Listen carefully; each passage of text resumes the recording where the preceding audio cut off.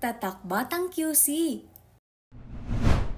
Kinilala ang 37 student groups na finalist sa Startup QC Student Competition na programa ng QC Local Economic Development and Investment Promotions Office. Layo ng programa na tulungan ng mga estudyante na hubugin ang innovative business ideas na maaari nilang gawing negosyo sa hinaharap. Personal na ibinahagi ni Mayor Joy Belmonte ang premyo ng mga representative ng QC sa League of Cities of the Philippines Mobile Legends Bang Bang Tournament. Isinagawa ang awarding ng Shield Against Child Labor Educational Assistance sa pagtutulungan ng Department of Social Welfare and Development at Public Employment Service Office. Binigyan diin sa mga magulang na gawing prioridad ang pag-aaral ng kanilang mga anak. Isinagawa ang 2-day training para sa mga kawani na nais mapalawak ang kaalaman sa Electrical Installation and Maintenance NC2 sa ilalim ng QCDE Skilled Workers TESDA Certification Program. Ito ay sa pangunguna ng Quezon City Department of Engineering. Agad na nagpaabot ng tulong ang lokal na pamahalaan sa mga pamilyang nasunugan sa Barangay Obrero. Sunday is car-free, carefree! Muling nagsama-sama sa Tomas Morato ang Q-Citizens para sa Car-Free Carefree Sundays kung saan sabay-sabay silang nag-ehersisyo.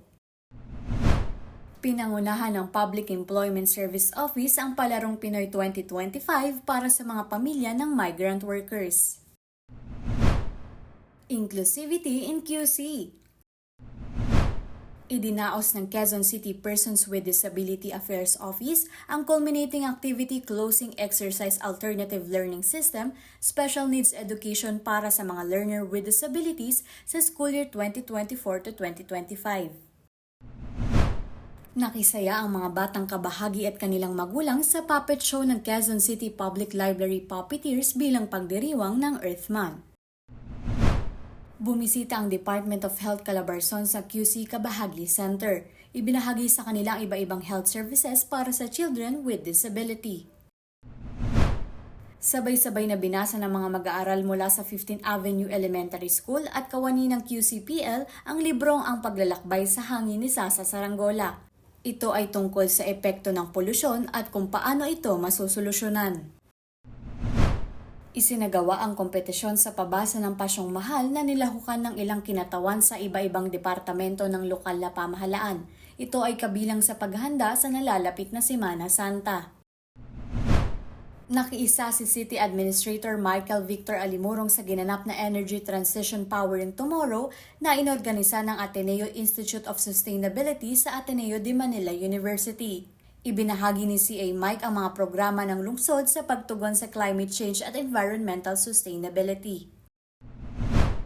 Nakiisa ang mga government employee at miyembro ng iba-ibang sektor sa Clean Air Public Forum na pinangunahan ng Climate Change and Environmental Sustainability Department katuwang ang Clean Air Asia. Layo ng forum na madagdagan ang kaalaman ng mga leader at residente ng QC tungkol sa epekto ng kalidad ng hangin sa kalusugan. Tinalakay sa pulong ni Mayor Joy at Quezon City Film Commission Executive Director Lisa Dino Segura ang mga plano upang mas paigtingin ang industriya ng mga pelikula sa lungsod. Patuloy at makulay na laban sa QC. Nagpulong ang lokal na pamahalaan kasama ang Pride PH conveners upang pag-usapan ng mga plano para sa darating na Love Laban 2025 Quezon City Pride PH Festival. Pagbati kay Quezon City Police District Director Police Brigadier General Melicio Buslig Jr. sa pagtaas ng kanyang ranggo. Dumalo si Senator Francis Tolentino sa flag raising ceremony sa Quezon City Hall.